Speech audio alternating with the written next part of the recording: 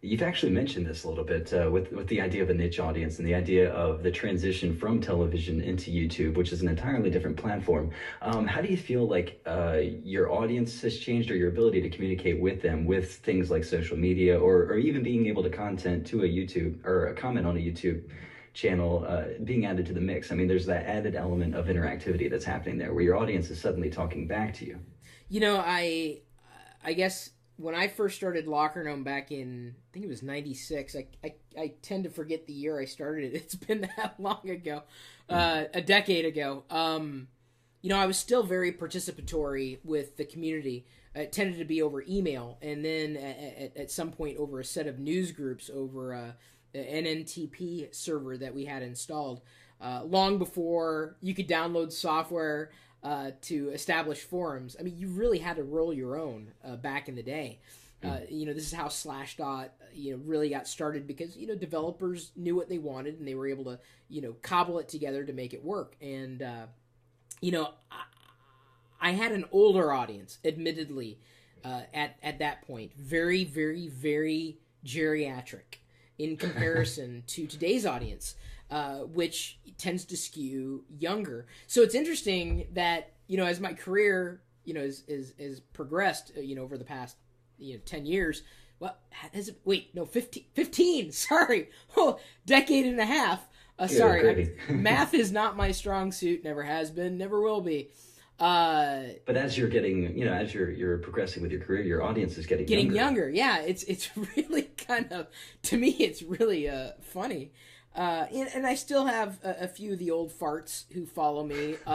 Although I think some of them hate me, you know, because, you know, they had already been established in their ways, and to change your perspective on, you know, matters is a tremendous difficulty. But we're facing this challenge, I would say on a, I wouldn't say monthly basis, but certainly an annual basis. I mean, back in the day, it was Windows versus Mac, and the differences were pretty, you know, they were absolute. And those differences, I think, have blurred and have become more difficult as our transition to the idea of a computer is shifted to more of a portable model where an iPad is a computer, an iPhone is a computer. And so changing you know, changing computers and operating systems is easier to do these days, you know, not just with the amount of data that we store on the web, but with the array of options. What's relevant today is not going to be relevant next year. And we have to make decisions that, you know, that kind of change.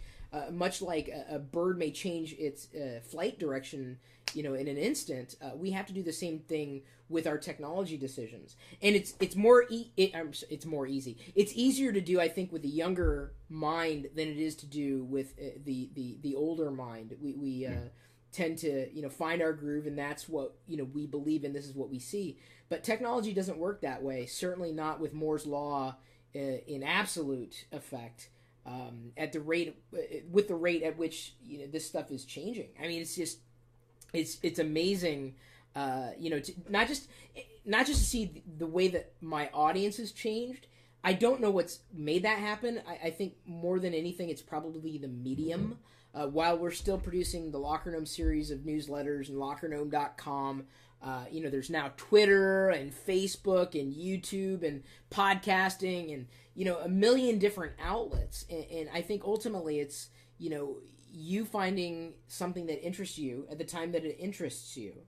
And, you know, 15 years ago, you kind of had to deal with what was out there, and it wasn't a lot. Well, nowadays, you know, people say, well, how do I start my own tech blog? I'm like, well, good luck. You can get your own domain. But something.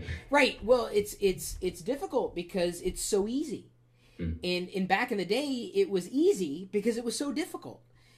So, you know, the acceleration of these tools, you know, being increasingly available, increasingly affordable, allows us to better customize the world around us to the point where the attention span of the average user is not even short. It's less than short.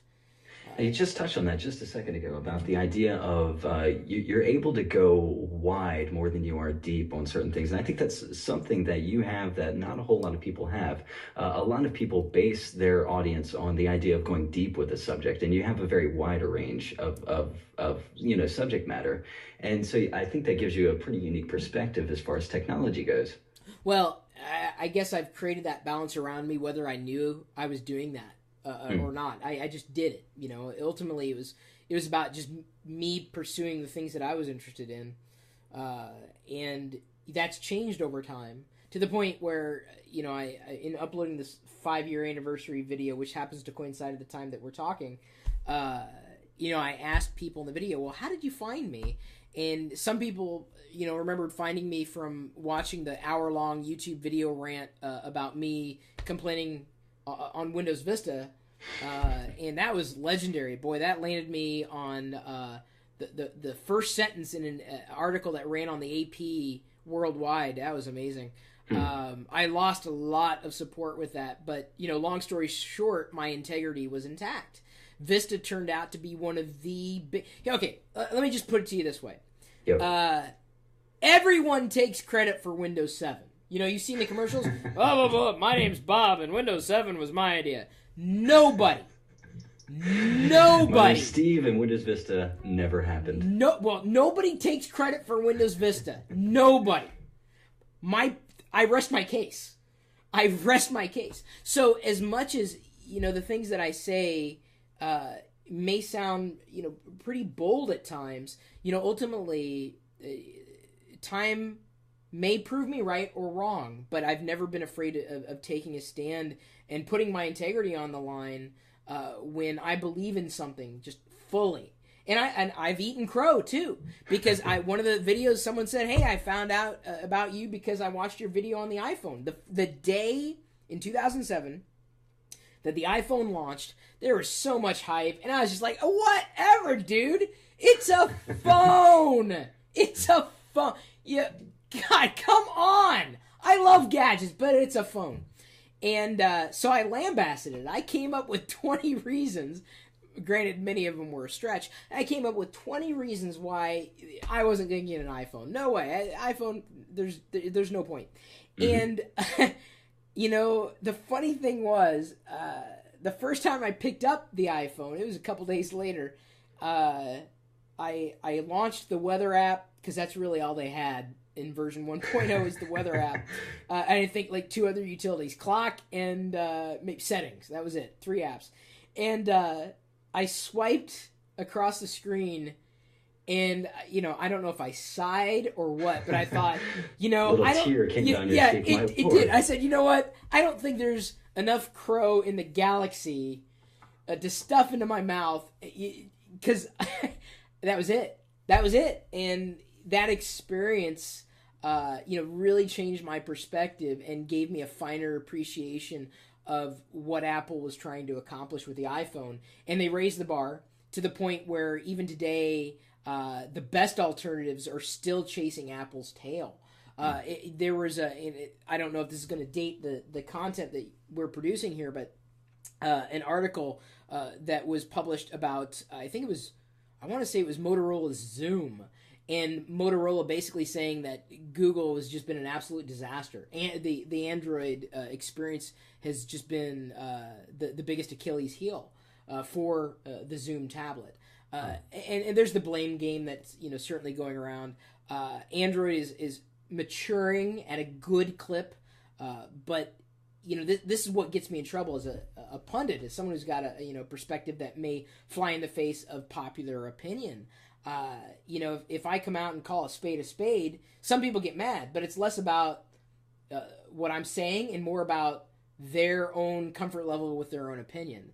The best religious arguments I've had, let me correct myself, the best religious discussions I've had have been with people who are comfortable with their own decisions. The worst debates I've had have been, with people who aren't very comfortable with their decisions. So when people complain about the things that I do, it's less about the things that I'm doing and more about their own lack of self-awareness and really, their own ability to carry on a cogent discussion without losing themselves in it.